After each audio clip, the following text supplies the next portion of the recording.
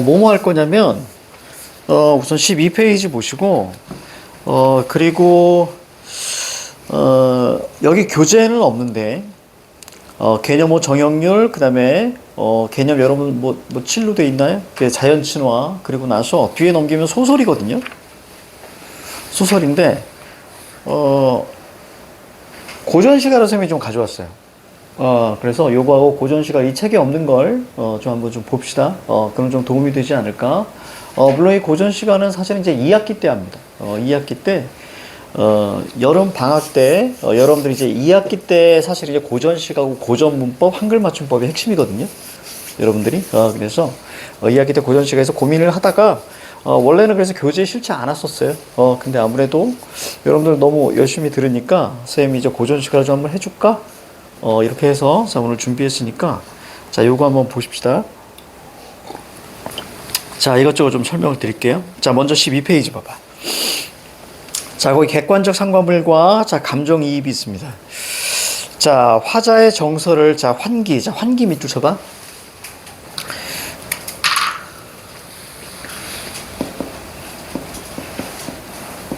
자, 환기, 우리 똑같은 말 적어봅시다. 똑같은 말. 자, 강조, 심화, 요렇게만 적으세요. 원래 의미는 불러일으키다 이런 뜻이거든? 원래 의미는 불러일으키다인데, 그거 생각하지 마시고, 그냥 강조하고, 자, 심화. 자, 요렇게만 이해하시면 될 것 같아. 자, 구체적 대상. 구체적 대상에다가 밑줄 치고, 여러분들. 자, 구체적 대상에다가, 뭐라고 쓰시냐면 사물이라고 쓰세요. 자, 이때 우리가 좀 치고 들어갑시다. 자, 사물이라는 것은 뭘 얘기하는 거냐면, 자, 사물은 여러분들, 자, 자연물과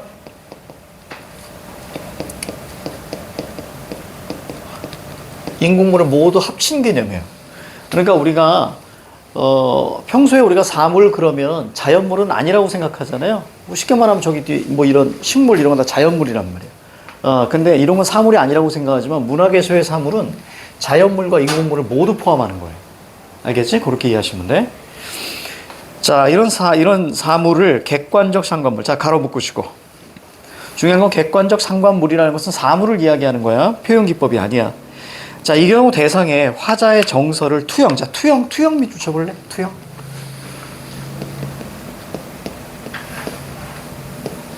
자, 투영이라는 것은 뭐냐면, 원래 의미는 쏴서 비추다 이런 뜻이에요. 원래 의미 투영이라는 건 쏴서 비추다. 근데 그렇게 생각하지 마시고, 뭐 이거 개념이 쏴서 비추다니 이렇게 묻진 않아요. 시험의 중심으로 우리가 얘기하면, 이것은 편하게 말씀드릴게요. 마음을 담다 이렇게 얘기하시면 돼요. 마음을 담다. 자, 투영했다고 합니다. 그 중에서도 정서, 감정이 사물에 이입된 경우를, 자, 감정이입 동그라미. 자, 그렇지 않은 경우에는 우리는 의탁했다고 한다. 근데 사실, 어머나, 야, 어머나, 얘들아, 저기 밖에 눈 온다. 눈 와. 너희 올 때도 눈 왔니? 아, 그랬어? 그래서 나 왜 몰랐지? 어머나, 눈 온다. 나이를 먹든, 나이가 어리든, 눈 오면 좋아요. 그치? 네. 자주 오면 싫은데, 저 정도 이러면 좋죠. 자, 그래서 이런 걸로 의탁. 자, 우리가 투영과 의탁을 원래는 구분했어요. 투영, 그리고 의탁. 왜 구분했냐면, 투영이라는 것은 보통 이제 감정이입할 때 많이 쓰이는 건데, 의탁이라는 것은 예를 들어서, 달님이시여, 자, 제 소원을 들어주세요. 이렇게 얘기할 때 이런 걸 우리 부탁하는 거잖아. 그치? 달님이시여 라고 부탁하잖아. 그 부탁하는 과정을 우리는 의탁이라고 했어요, 옛날에. 그런데 지금은 투영과 의탁을 같이 봐요. 알겠지? 구분할 필요 없습니다. 그래서, 자, 뭐 나눴지만, 자, 투영 니꼴, 자, 의탁이다. 자, 라고 우리가 보셔도 큰 무리는 없다. 왜냐면, 객관적 상관물을 찾아라. 자, 이런 문제는 안 나온단 말이야. 알겠지? 객관적 상관물을 물어볼 때는, 자, 밑줄이 쳐져 있어요. 그래서 보통 기역과 니은을 대비나 비교로 문제가 나오기 때문에 객관적 상관물을 따로 찾으려고 하지 마시고 그냥 시에 쓰인 모든 사물이 객관적 상관물이다라고 생각하시면 돼요. 자, 조금 더 좀 편하게 얘기할게. 자, 우리가 이제 시는 감정의 표현이다라고 한다면, 그치? 감정의 표현이라고 한다면. 자, 여기 있는 이런 카메라나 이런 식물 같은 건 나하고 전혀 상관이 없죠. 그치? 상관이 없는 거잖아. 내가 슬퍼. 얘하고 나하고는 아무런 상관이 없는 거예요. 그런데 이것을 주관적으로 끌어오는 거예요. 나의 마음을 여기다 담는 거예요. 그래서 상관이 있게끔 표현하는 데 쓰이는 사물이야. 알겠지? 객관적인, 나하고는 객관적인데 이것을 주관적인 것으로 상관이 있다라고 끌고 오는 거예요. 그러면 기법이 출제가 되는데, 자, 다음 시에서 객관적 상관물이나 감정이입의 대상을 자, 찾아서 써보자라고 되어 있어요. 자, 선생님이 두 가지만 한번 볼까요? 자, 보세요. 우리는 여러분들이 두 가지만 기억하시면 돼요. 거기다 한번 잠깐 적어봐. 첫 번째는 감정이입이고요. 자, 두 번째는 대조입니다. 자, 감정이입 같은 경우는 자, 화자의 정서와 자, 사물의 정서가 같은 걸 이야기하는 거고요. 자, 그 다음에 대조 같은 경우는 자, 화자의 정서와 자, 사물이 다른 걸 이야기해요. 요 두 가지만 기억하셔도 돼요, 사실은. 전혀 무리 없습니다. 물론 좀 더 깊게 얘기하면 이것은 감정 절제고 간접적이고 이런 표현들을 좀 하거든요. 근데 이렇게만 나눠도 자, 충분하다. 자, 그러면 거기 한번 볼게요. 자, 첫 번째. 자, 유리왕의 황조가 한번 보죠. 훨훨 나는 저 꾀꼬리, 훨훨 V표 한번 치시고 계속 연습할 겁니다. 음성 상징어는 선생님 V표 치라 그랬죠. 자, 훨훨 나는 저 꾀꼬리. 자, 씹어요. 자, 씹어요. 자, 요거 이따가 적고. 자, 씹어야 돼. 자, 꾀꼬리 동그라미 잡아봐. 암수서로 정다운데 물결 잡으세요. 자, 외로워라 물결 잡습니다. 자, 이내 몸은 내 동그라미. 뉘와 함께 돌아갈 거. 즉, 꾀꼬리는 커플인데요. 나는 뭐예요? 외로운 거예요. 여기까지 이해가죠? 꾀꼬리는 커플인데 나는 외로워요. 그러면 문제가 이렇게 나오는 거예요. 꾀꼬리는 객관적 상관물 중에서 어떤 기법이니라고 물어보는 거예요. 자, 그럼 이것은 자, 이 감정이입이라는 것은 뭘 얘기하는 거냐면 여러분들 기본적으로 동일시를 나타냅니다. 같은 거예요. 그렇지? 둘이 같은 거. 그렇다면 여기서는 1번이에요? 2번이에요? 2번이겠죠. 그렇지? 자, 거기다 우리가 대조라고 쓰세요. 자, 오른쪽에 김소월의 초혼 한번 봅시다. 혼을 부르다. 붉은, 자, 붉은 V표. 색채어는 무조건 V표. 붉은애는 서산마루에 걸렸다. 자, 사슴 동그라미 잡으세요. 슬피 온다 물결 잡으세요. 자, 그래서 나는 그대 이름을 부르는데, 자, 지금 질문 던질게요. 내가 슬픈 거예요? 사슴이 슬픈 거예요? 사슴이 슬픈 거죠? 그러면 내가 슬픈 것과 사슴이 슬픈 것이 같죠? 따라서 이런 걸 뭐라고 합니까? 자, 이렇게 적어볼까, 밑에? 자, 이것은 동일시이면서 자, 감정이입입니다. 이때 내가 질문 하나 던질게. 거기에 사슴의 무리도 슬피 운다 이렇게 나왔잖아. 자, 이거 수사법 뭐야? 비유가 사용된 거거든. 비유 중에 뭘까? 사슴이 슬픈지 아닌지 우리는 몰라요. 그렇지? 근데 사슴이 슬프다라고 표현했어. 사람처럼 표현했어. 감정은 사람만 갖는 거야. 따라서 무슨 법? 의인법. 그렇지. 자, 그래서 감정이입의 가장 중요한 핵심은 뭐냐면 무조건 의인법이어야 합니다. 이게 핵심입니다. 의인법이어야 돼요. 새가 운다. 의인법 맞니? 맞죠? 새는 지저귀는 겁니다. 알겠지? 그래서 자, 우리가 요 두 가지만 기억하시면 된다. 큰 무리는 없다. 알겠지? 자, 그런데 이렇게 끝나면 안 되죠. 한번 제대로 한번 좀 알려줄게. 자, 칠판 봐봐.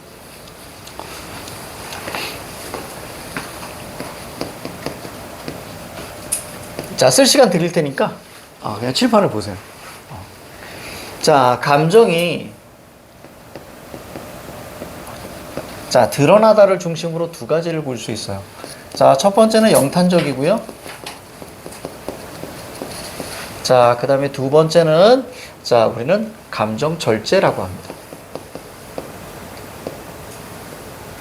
물론 여기 담담한 어조라는 것이 있는데 그거 생각하지 마시고 그냥 바로 들어갈게요. 감정 절제. 영탄적이라는 것은 자, 감정을 직접 드러내는 거예요. 자, 감정 절제라는 것은 간접적으로 드러내는 거예요. 그러니까 감정이 없는 게 아닙니다. 있는데도 누르는 거예요. 그렇지? 그러니까 이건 직접 얘기하니까 자, 우리가 그냥 가볍게만 갈게요. 뭐 감탄사나 자, 그 다음에 우리가 대표적인 거. 자, 바로 화자의 직접적인 정서 표현, 즉 감정서술어죠. 그래서 내가 슬프다 이렇게 표현하는 거. 자, 그러면 정서를 직접 드러내는 거예요. 그러면 여기서 나와 감정 절제, 간접이라는 것은 어떤 거냐면 이렇게 생각하시면 뭘 사용한다고요? 객관적 상관물을 사용한다고.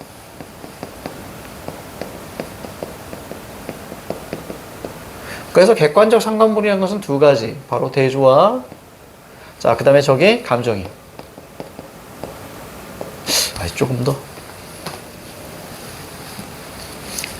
대조, 그 다음에 동일시, 그 다음에 요 안에 감정이.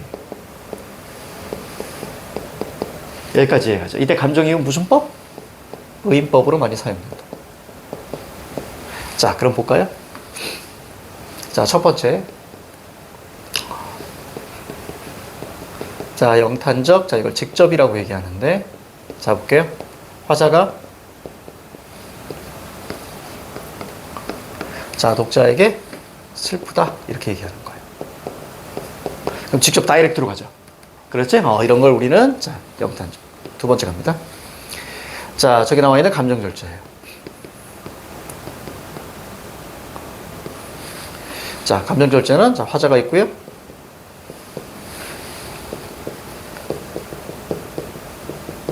객관적 상관물을 통해서 독자에게 감정이 전달되는 거예요. 됐지? 자, 그러면 여기서 이렇게 가는 것을 뭐라고 한다? to 0이라고 하는 거예요. 그래서 여기에 감정이 슬프다. 이렇게 전달돼요. 여기까지 그럼 이해가니? 그렇지? 그러니까 한 번을 거치잖아요. 그러니까 이 녀석은 직접이고 이 녀석은 간접이 되는 거예요. 자, 그래서 대표적으로 우리가 뭐라고 볼 수 있습니까? 자, 사슴이 슬프다. 이렇게 표현하는 거예요. 이해가죠? 위에는 뭐야? 내가 슬프다. 적으세요. 객관적, 이거 이렇게 쓰면은 뒤통수가 넘어.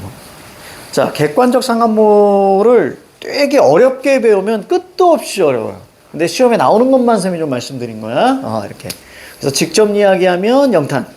그 다음에 사물을 통해서 이야기한다. 그러면 우리가 이제 감정 절제. 보통 이렇게 이야기합니다.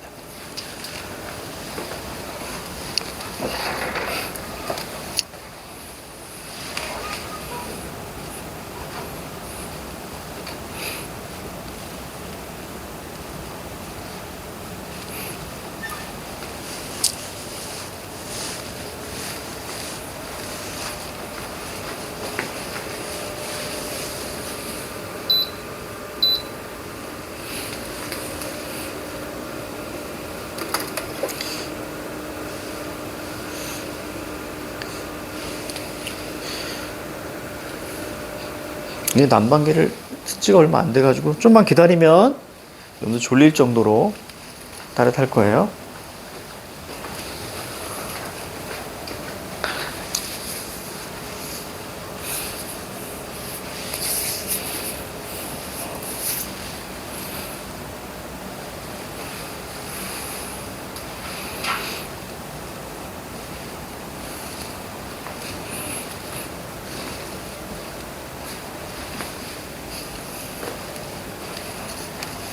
저쪽으로 가면 안 되겠다.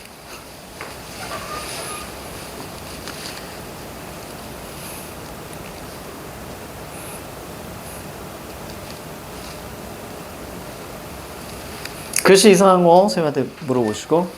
안 보여?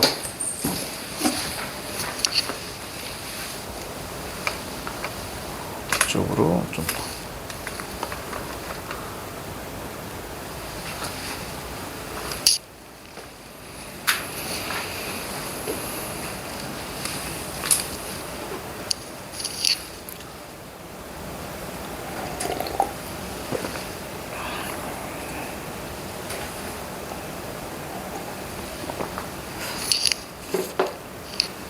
선생님이 셔츠에 넥타이를 했더니 애들이 어색하다는데.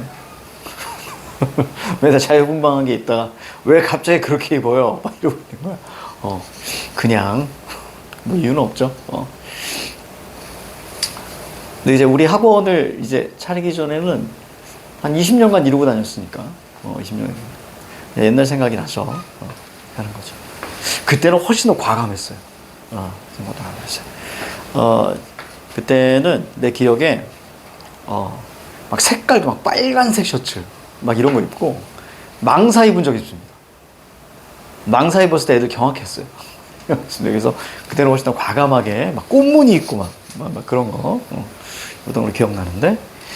자, 됐습니다. 자, 이거 지울게요. 자, 이제 13페이지. 자, 거기 참고 의인화라고 돼 있죠. 거기 한번 읽어보고 있어.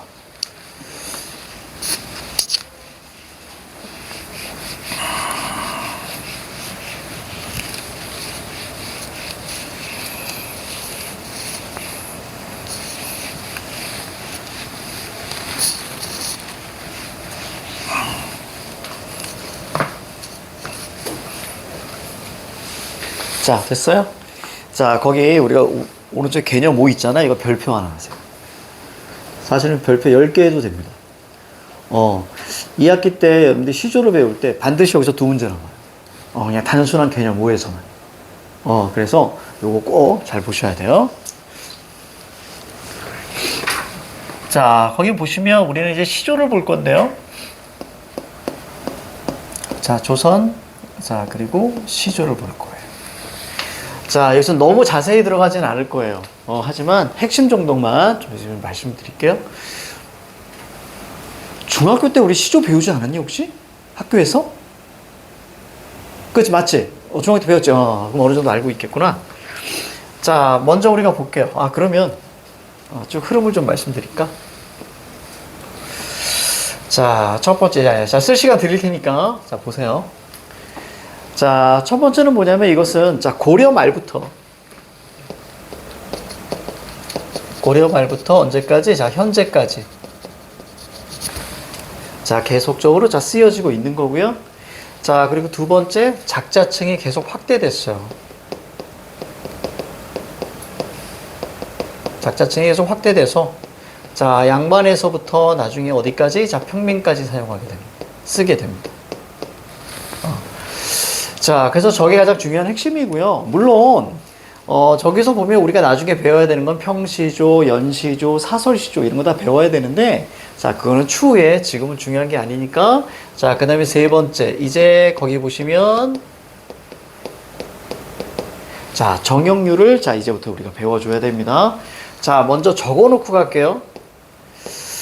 자, 3장 6구 45자 내외 3, 4조, 자, 4, 4조, 사음보, 종장, 첫 음보, 혹은 학교에 따라서는 구라고 하는데, 이거 삼음절. 자, 여기 지금 세 줄 있잖아요. 이거 암기해야 돼. 이거 암기해야 돼, 암기. 여기서 선지 2개 나와, 보통. 알겠지? 암기해야 돼. 우선 적어놓고 여기다 설명해 드릴게요. 시작. 적으세요. 고려 말부터 현재까지 지어지고 있고요. 작자층이 확대됩니다. 양반에서 자, 평민까지. 평민뿐만 아니라 기생까지도 자, 쓰게 됩니다. 자, 그 다음에 정형률. 그래서 3장 6구 45자 내외 3, 4조, 4, 4조, 사음보, 종장의 첫 음보, 삼음절. 우선 적어놓고 선생님 설명해 드릴게요. 오늘은 고전시가의 날이야.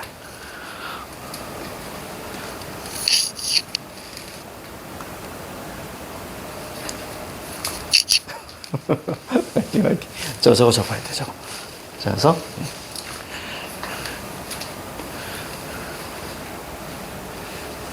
오늘 이거 찍은 다음에 올릴 거예요. 그래서 혹여 여러분들이 수업하다가 좀 졸았다, 그럼 다시 들을 수 있게 요일과 시간에서 올릴 거니까.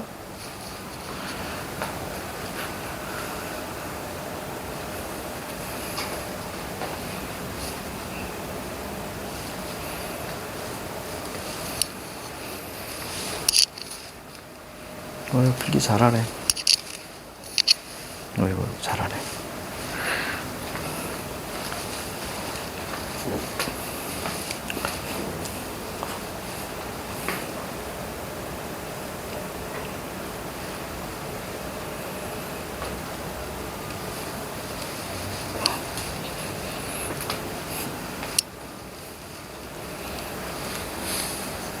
자, 다 적었어요? 자, 봅니다. 자, 먼저 선생님이 거기 시조가 하나 있을 거예요. 거기 한번 보시면 정형률 5. 아직 적고 있고. 글씨 이상한 거 있지? 혹시 얘? 예? 종장. 그랬을 것 같아. 종장. 첫 음보. 3음절. 괜찮아? 되게 아파 보이는데? 많이 아파 보이는데 괜찮아? 만약에 이따 좀 힘들고 선생님한테 얘기해. 좋대 해도 돼. 좀 얼굴이 좀 이렇게 붉게 홍조가 있어서. 야, 지금 오늘하고 내일 합쳐서 한 4-5명이 감기로 결석해요. 그러니까 여러분들 되게 따뜻하게 입어야 돼. 알겠지? 따뜻하게. 그죠? 지금 막 감기 기운 있는 사람 빨리 약 먹고 푹 쉬어야 됩니다. 무조건. 선생님은 그런 생각이 들어요. 아프면 뭐 학원 수업이고 나발이고 그게 중요한 게 아니야. 어차피 세상의 모든 공부라는 것은 진도 없어요. 진도라는 게 없어 원래. 흐르는 물에 그냥 가운데로 풍덩 들어가는 거야. 그렇기 때문에 그럴 경우에 무조건 쉬시고 진짜 막 뜨거운 물 좀 드시고. 그래서 감기 걸릴 때는 사실 그날 아무것도 안 하고 그냥 집에서 따뜻하게 있는 게 제일 좋아요. 그게 제일 좋아. 그래서 아프지 않는 게 중요하기 때문에. 야, 이거 뭐가 중요해, 그거. 사실. 이거 이게 인강으로 들어도 되고. 그렇지? 나중에 부족한 거 있으면 해줘도 되고. 그러니까, 무조건 이거 따라가야지. 아니야. 중요한 건 건강한 다음에. 그게 먼저 1순위. 선생님 몰랐는데, 선생님도 이제 아비가 된 이후에, 예전에 그 총각 때, 그러니까 내 아들이 없을 때는 사실 막 그랬어. 야, 다리가 부러지지 않은 이상은 하고 나서 수업 들어야지, 뭐 이랬다? 근데 이제 아기가 생기고 나서 이제 지금 내 아들내미가 초등학교 5학년이니까, 이렇게 그 뒤부터는 선생님이 어떤 생각을 하냐면 아프지 않는 게 최고구나라는 생각이 들어요. 여러분들 아프잖아? 그럼 여러분들의 보호자가 되게 힘들어요. 진짜. 분명히 얘가 아픈데 나도 아파요. 되게 신기해. 되게 유치한 게 아니라 아프니? 그럼 나도 아프다. 이게 되게 유치한 대사가 아닌 거예요. 진짜로 아파요. 그래서 여러분 무조건 건강해야 돼. 그게 제일 중요해. 자, 거기 우리 보시면 가자.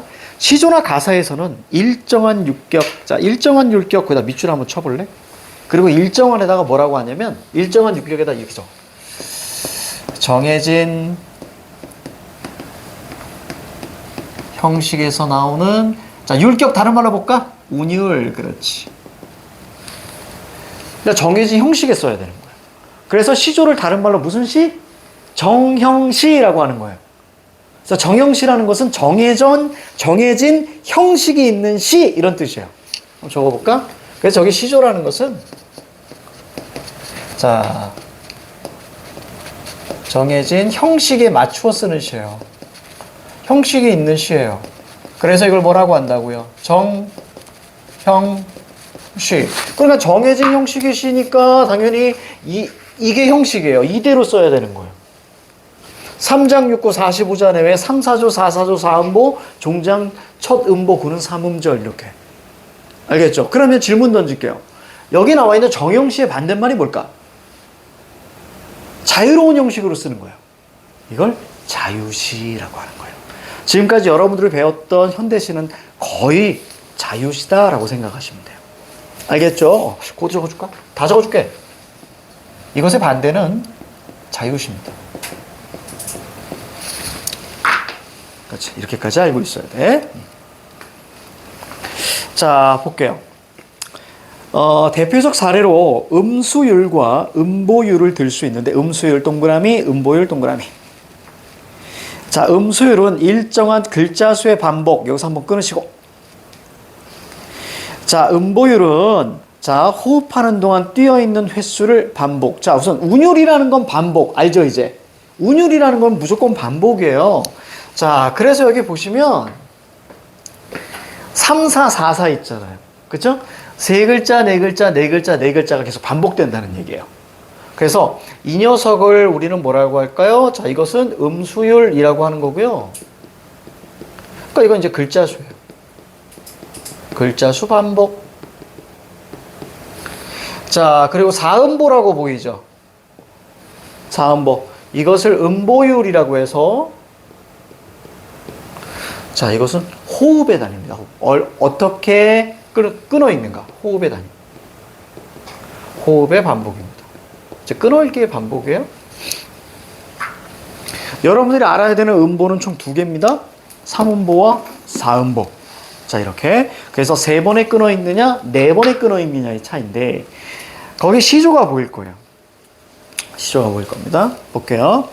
한번 끊어 읽고, 쌤이 여기다 칠판에 적어서 한번 나랑 같이 볼 거야. 이 몸이 죽고 죽어 100번 고쳐 죽어. 몇 번에 끊어 읽었어요? 네 번에 끊어 읽었죠. 그래서 이해만 하세요.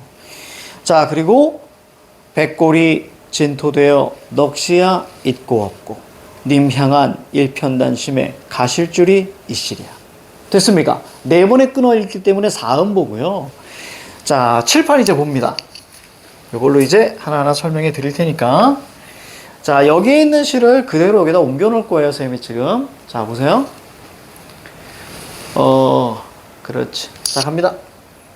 이 몸이 죽고 죽어 100번 고쳐 죽어 백골이 진토되어 넋이야 있고 없고 님 향한 일편단심에 가실 줄이 있으랴.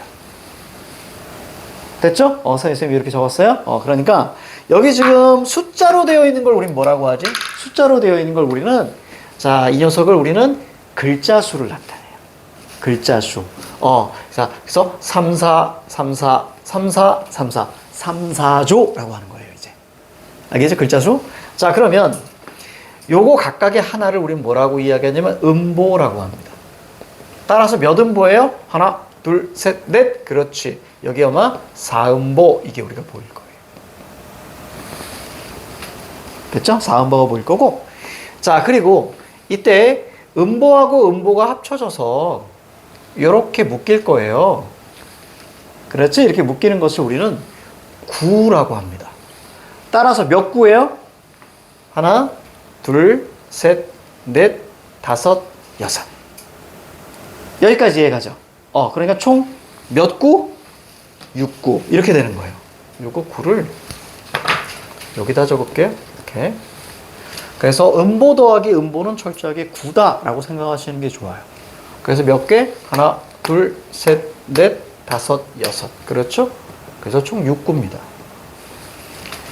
자, 그리고 여기가 좀 중요한데요. 자, 이거 무조건 고정이에요. 세 글자 고정.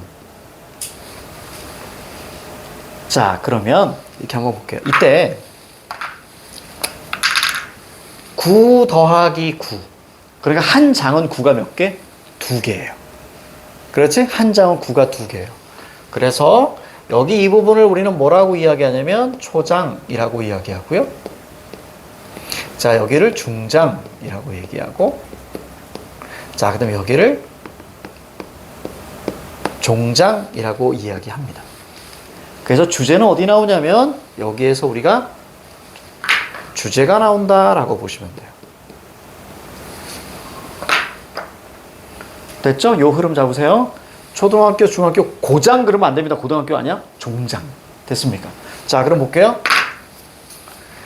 각각의, 자, 이건 음수율입니다. 3, 4, 3, 4. 그리고 하나를 우린 음보라고 하는데, 음보 더하기 음보를 구라고 하고요.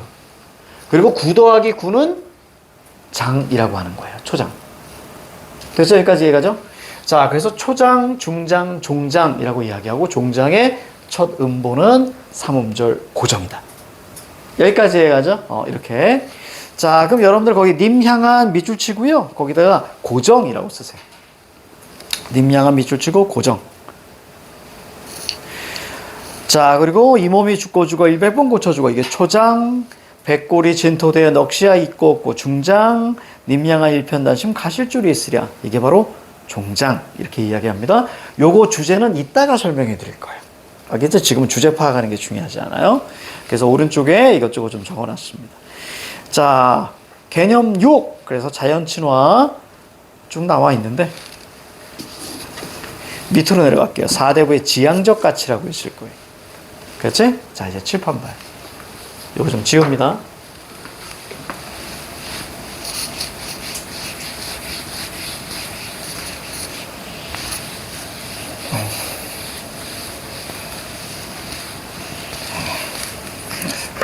자, 여기서부터 잘 들으셔야 돼.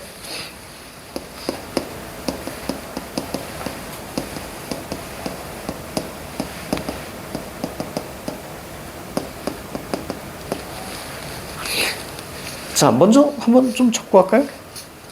자, 우리가 나중에 시조, 가사라는 걸 또 배우는데 가사도 여기 들어가는데요. 자, 시조를 우리가 볼 때, 시조를 볼 때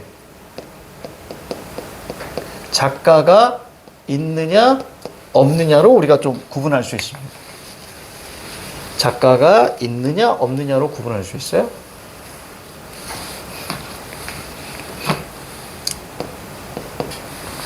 자, 작가가 없을 때는, 자, 우리는 여러분들 알고 있죠? 작가가 없을 때는 우리가 미상, 좀 어떻게 좀 깔끔하게 좀 해줄까? 그렇죠. 자, 있느냐 없느냐로 갈게요. 작가가 없을 때는, 자, 우리는 뭐로 보냐면 이거 그냥 작가 미상 이렇게 얘기하죠. 일반적으로 여러분들 평민의 글이다라고 생각하시면 돼요. 중요한 건 작가가 있는 게 중요합니다. 작가가 있어요. 작가가 있을 때는, 자, 둘로 나눠져요. 자, 첫 번째는 양반사대부.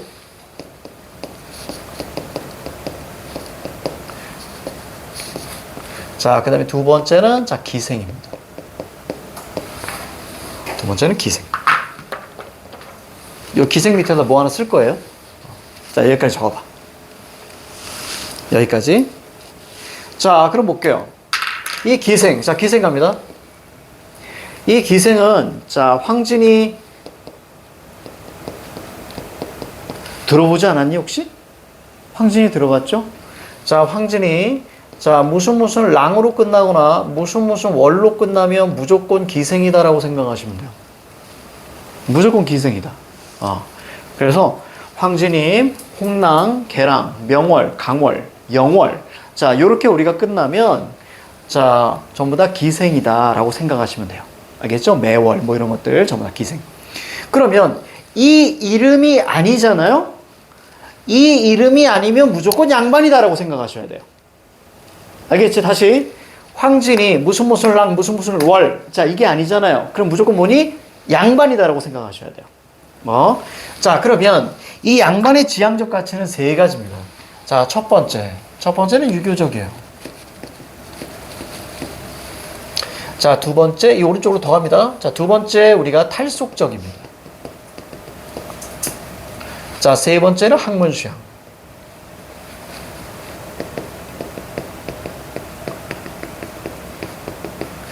자, 여기까지 됐죠?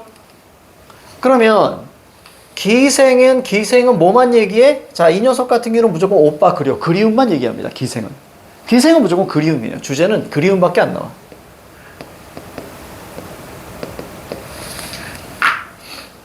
자, 여기까지 적으시고,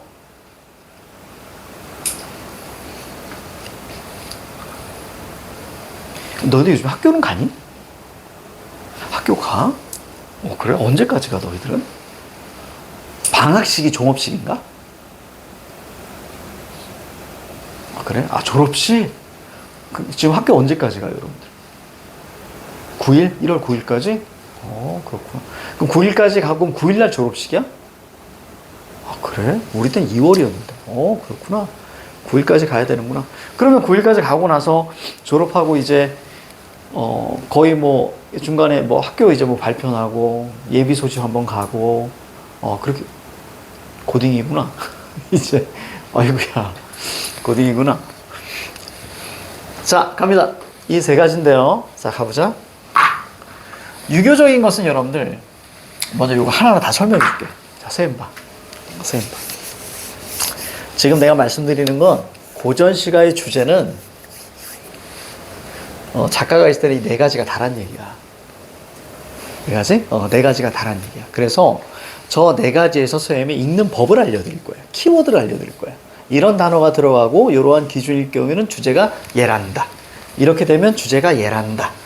이해가죠? 이런 얘기들을 해줄 거기 때문에 자 오늘만 잘 들으면 돼. 그래서 우리가 고전시가가 어려운 이유가 뭐냐면 그 작품 하나만 내 걸로 만들어서 그래요. 다른 것이 나오면 어려워요. 쌤이 전공 또 다른 전공, 국문학 말고 또 다른 전공 중에 하나가 쌤이 역사기 때문에 그래서 그것들을 좀 잘 이렇게 버무려서 말씀을 드릴게요. 자, 그럼 볼게요. 자, 사대부가 태어납니다. 양반 사대부가 태어나요. 태어나면 내가 태어났어. 조선은 아주 재밌는 게 뭐냐면 사대부로 태어나면 얘가 지향하는 가치. 우리는 지금 이것을 좀 뭐라 간단하게 꿈이라고 이야기하잖아. 근데 옛날에는 이거 그냥 지향의 자치, 지향하는 가치가 지금은 꿈이 다 다르죠, 여기 전부 다. 네 명이 꿈이 다 다를 거예요. 즉, 지향하는 가치가 모두 다를 거예요. 그런데 옛날에는 사대부로 태어나면 지향하는 가치, 꿈은 딱 하나. 모두가. 조선에 태어난 모든 양반들의 꿈은 딱 하나. 이게 바로 뭐냐면 태어나서 3살 때부터 공부하기 시작해요. 3살 때부터 공부합니다. 뭐부터? 천자문부터 공부하기 시작하는 거야. 그래서 천자문 끝내면 소학, 대학, 그다음에 뭐 논어, 맹자, 주역, 춘추 뭐 쭉 배워. 쭉 배운 다음에 언제? 15살이 되면 비로소 과거 시험을 보게 돼요. 그럼 이런 과거 시험을 왜 보는가? 철저하게 임금에게 가까이 가려는 게 얘의 꿈이에요. 얘의 지향의 가치예요. 그러면 15살에 과거 시험을 봐. 그래서 거기에 통과하잖아요. 거기에 통과하면 처음에 이 첫 번째 과거 시험을 속과라고 합니다. 속과. 속과의 시험을 봐요. 그래서 통과하면 비로소 양반이 되는 거예요. 진짜 양반의 지위를 얻게 되는 거예요. 그래서 속과 통과했을 때 그때 진사라는 그런 이제 벼슬, 즉 동네 훈장 선생 할 수 있는 거예요. 비로소. 그러면 속과에 통과하면 2가지가 나옵니다. 성균관에 진학할 수 있는 그런 기회를 얻거나 아니면 이제 진짜 벼슬을 얻을 수 있는 바로 대과에 이제 가게 되는 거죠. 그러니까 속과는 쉽게 말하면 수능 시험이고요. 그 다음에 이제 대과 같은 경우는 이제 공무원 시험이다라고 생각하시면 돼요. 아주 간단하게. 그래서 거기서 붙잖아요. 그럼 계속적으로 벼슬을 얻어가면서 임금에게 가까이 가는 거예요. 자, 그럼 내가 질문 던질게요. 그러면 양반이 생각했을 때 가장 아름다운 사람은 누구? 무조건 임금이에요. 이해가죠? 만약에 양반이 누군가를 그리워한다. 그럼 누구? 무조건 임금입니다. 여기까지 이해가죠? 그러니까 양반의 머릿속에는 뭐밖에 없어요? 임금밖에 없어요. 그렇게 이해하셔야 돼요. 그래야 좀 편합니다. 자, 따라서 이 유교적이라는 것은 자, 기본적으로 한 글자로 충이라고 이야기하고요. 자, 그 다음에 자, 2글자로 연군이라고 해요. 연군. 자, 요 연군의 의미는 뭐냐면 임금을 그리워하다 이런 뜻이에요.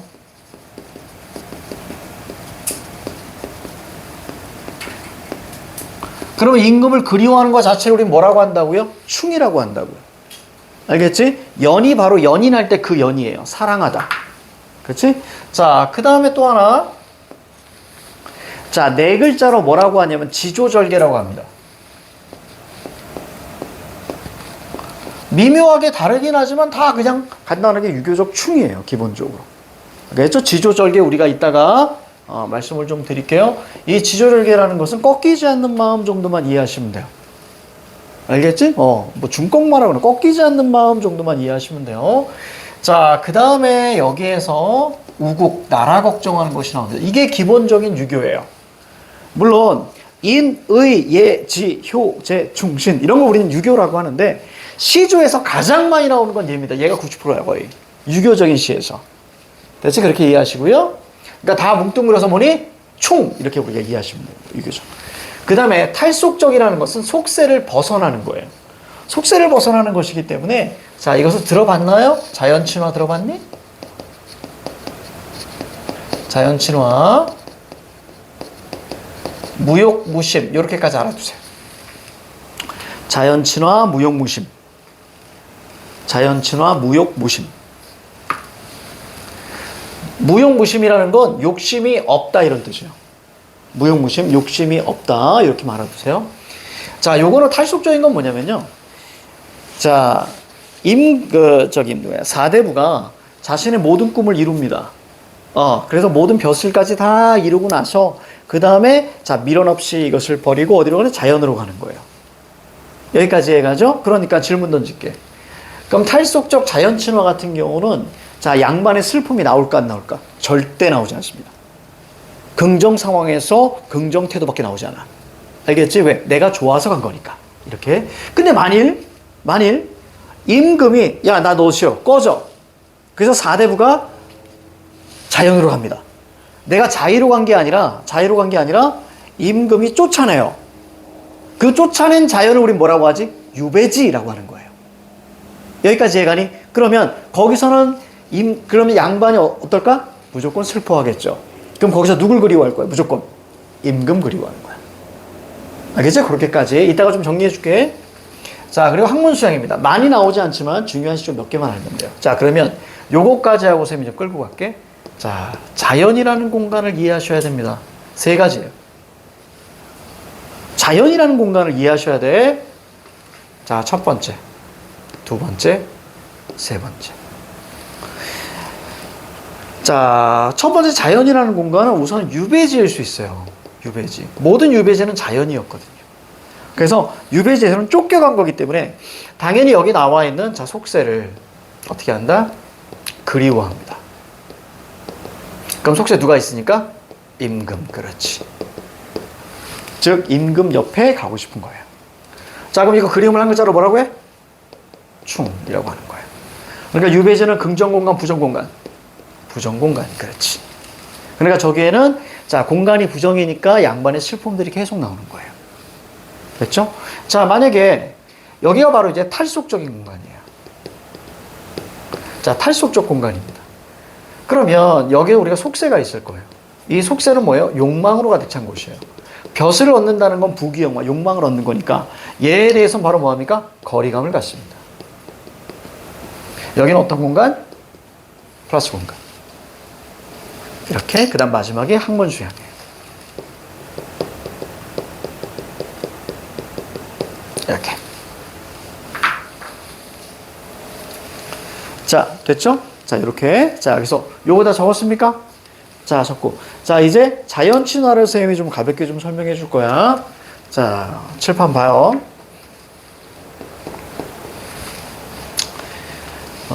먼저 요거부터. 저 위에 시 한번 볼게요. 위에. 정형열 그 밑에 보세요. 자, 사고 과정으로 가자. 첫 번째 뭐죠? 시조입니다. 맞지? 자, 그 다음에 두 번째 사고 과정. 작가가 있니? 두 번째, 작가가 있어? 작가 있죠. 질문. 이 작가는 기생의 양반이에요. 양반. 됐죠? 양반이죠? 양반. 왜냐면 황진이, 그 무슨 랑, 무슨 월이 아니기 때문에, 자, 양반입니다. 그럼 양반의 지향적 가치 세 개. 유교적, 탈속적, 학문수양. 자, 근데 조금 더 선생님 압축할게요. 머릿속에 유교적과 탈속적. 됐습니까? 이렇게. 자, 그럼 거기 볼게요. 자, 어떤 단어가 눈에 들어와요? 세 번째 글자에 님이 눈에 들어와야 돼. 그럼 사대부의 님은 누구라고? 임금님. 됐습니까? 이해가죠? 그러니까 주제는 뭐예요? 유교적, 충. 그럼 주제가 되는 거예요. 알겠니? 이렇게 풀이가는 거야. 이렇게. 자, 다시 사고 과정 볼게요. 여기다 좀 적어볼까? 자, 사고 과정 가자. 자, 첫 번째, 시조다. 자, 그럼 작가의 유무를 보시고요. 작가가 있네요. 근데 작가가 양반 사대부야. 그렇죠? 그럼 양반의 지향적 가치가 몇 개? 두 개. 자, 학문수양 과감히 뺄게요. 자, 두 개지. 하나는 뭐니? 유교적 충. 자, 그 다음에 두 번째는 뭐예요? 탈속적 자연친화.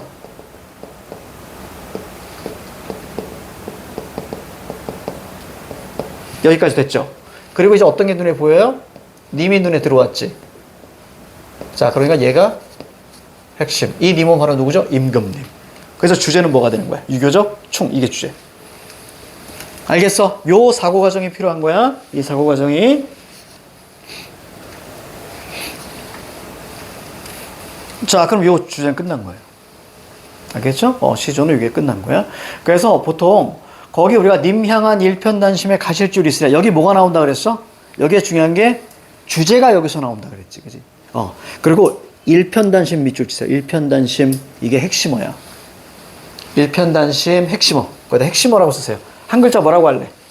충, 그렇지. 한 조각의 붉은 마음. 옛날에 어떤 충 그러면 피와 관련된 거야. 그러니까 붉은 마음. 그렇지? 자, 그러면 거기 볼게. 오늘 선생님 아주 자세히 들어가는 거야. 3, 5, 4, 3. 이거 뭐죠? 종장이죠. 종장이면 얘는 무조건 고정이고요. 그리고 이 녀석이 말이지, 얘가 만약에 한자성어로 돼 있잖아? 그럼 이 녀석이 무조건 핵심어야. 알겠죠? 요거까지 적어주면, 자, 포인트.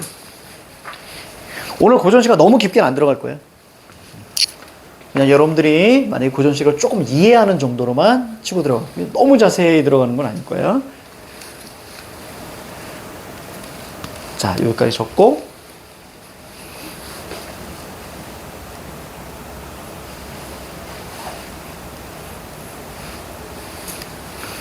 자, 이쪽을 좀 적겠습니다.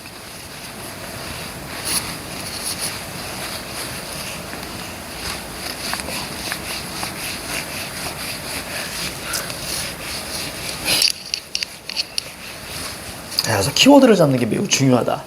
자, 그럼 우리가 밑에 거 개념 6. 시간이 나쁘지 않다. 자, 보세요. 자, 요거 자연친화까지만 가볍게 하고 좀 마무리 적을까요? 자, 이제는 탈속적 자연친화를 볼 건데요. 탈속적 자연친화. 가자. 자연이 있습니다. 여기 자연이라는 공간이 있고요. 자, 여기에 속세라는 공간이 있어요. 자, 이때에, 자, 자연은 욕심이 없는 공간이에요. 그래서 아마 학교에서 여러분들, 요거는 적지 말고 봐. 선생님이 왔다 갔다 할 거기 때문에, 자연은 욕심이 없는 공간이에요. 그래서 아마 학교에서 무슨 안분지족 이런 거, 안빈낙도 이런 거 배웠을 수 있어. 중학교 때. 그치? 자, 지금은 그게 중요한 게 아니야. 속세는 어떤 공간이냐면 욕망이 있는 공간이에요. 그래서 대표적인 어떤 단어들 보면요. 자, 욕망이 있는 공간이니까 대표적인 게 뭐 부귀영화, 그렇지? 뭐 공명, 뭐 벼슬 등등등. 너무 깊게 안 들어가는 거예요, 지금. 자, 요런 것들을 보통 이제 욕망이라고 합니다. 그러니까 속세를 그래서 뭐라고 표현하냐면 먼지가 많은 공간이라고 표현을 하는 거예요. 그래서 홍진, 풍진, 붉은 먼지, 바람 먼지 이렇게 표현하는 거예요. 자, 살펴볼 거야. 자, 그러니까 속세는 마이너스로 인식하죠. 그러니까 자연은 플러스예요. 욕심이 없어요. 그래서 왜냐면 여기서는 가난하거든요. 자, 근데 가난을 뭐 합니까? 만족합니다.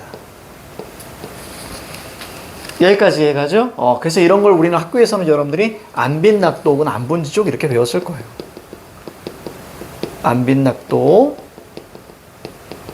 안분지족, 자, 이렇게 배웠을 거예요. 여기까지 이해가죠? 그래서 하지만 안빈낙도 안분지족은 사실은 내신용이고요. 여러분들이 진짜 알아야 되는 건 소박한 삶을 하셔야 돼요.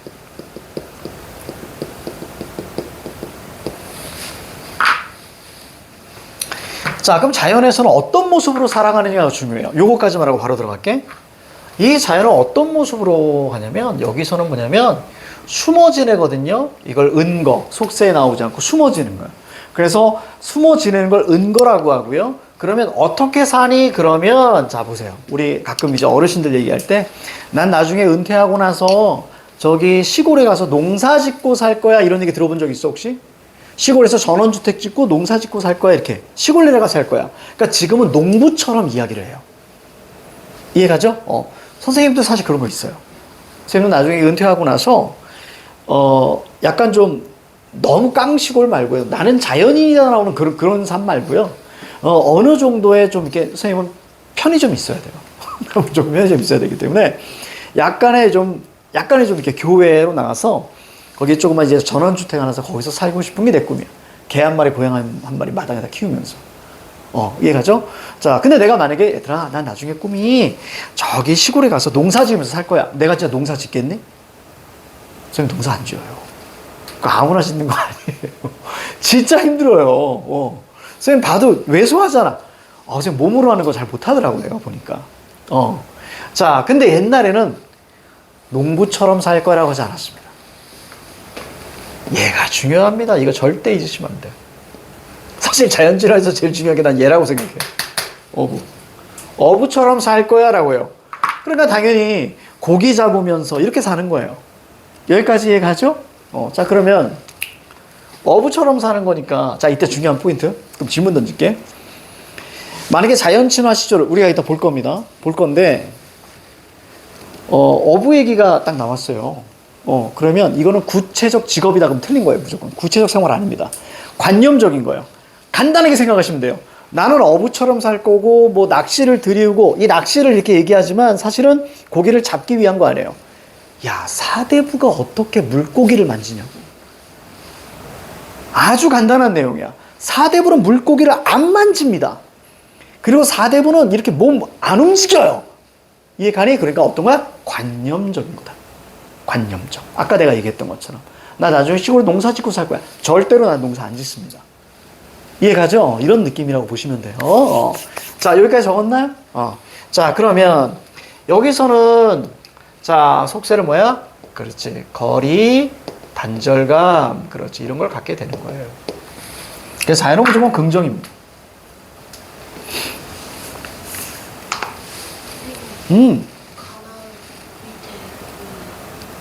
가난 밑에?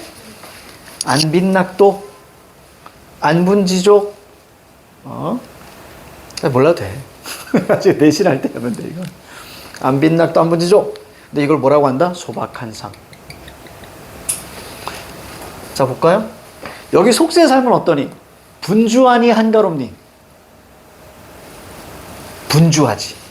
그치, 분주하지. 여기는 어때요? 한가롭죠.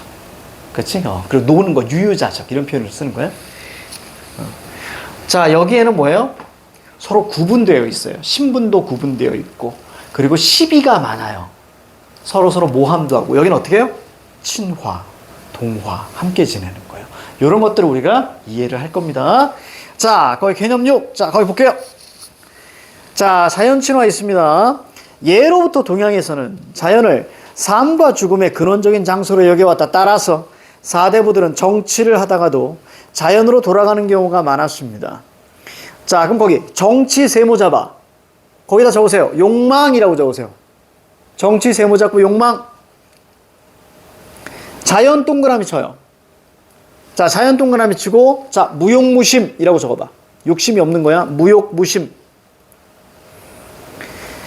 자, 강호안정, 안분지족과 같은 말은, 특히 안분지족은, 이거 나왔으니까 설명해 줄게.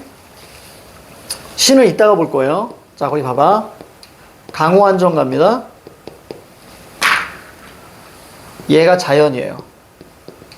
왜냐면 무슨 뜻이냐면 강과 호수라는 뜻이거든요. 그래서 강과 호수에서의 한가로운 정서. 한가로움 정도로 보시면 됩니다.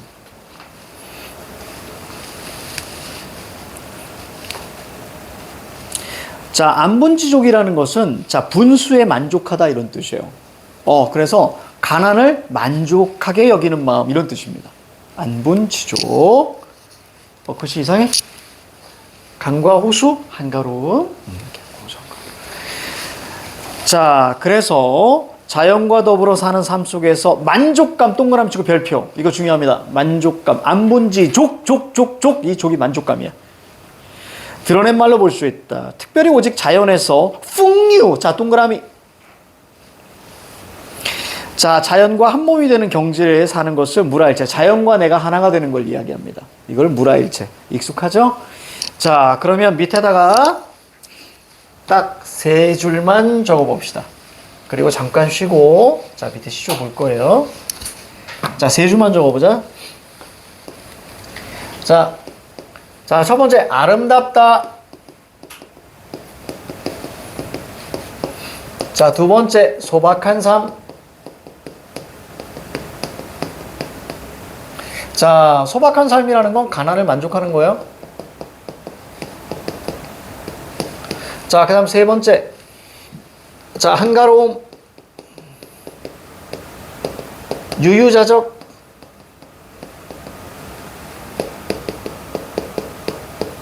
풍요. 자, 이렇게 해석하는 겁니다. 이게 다예요. 뭐 물화일체는 중간중간에 표현에만 나오는 거기 때문에 모든 자연친화 해석은 얘가 다야. 알겠죠? 여기서 안 벗어나. 알겠지? 이렇게만 해석하면 돼. 자연친화는. 이때 자, 좀 어려운 게 뭐가 있어? 유유자적이죠? 유유자적 놀다 이런 뜻입니다. 유유자적 놀다. 그래서 저기 뭐지? 웅진 플레이 도시 있잖아요. 그쵸? 지금만으로 하면 이때로 얘기하면 웅진 유유자적 고을 뭐 이런 뜻이야. 알겠죠? 놀다. 자, 해석은 요게 답니다. 자연친화는. 그래서 이건 나중에 수행하고 많은 시조를 통해서 할 거예요. 좀 이따 잠깐 할 거예요. 자, 잠깐 쉴게요. 자, 잠깐 쉬겠습니다.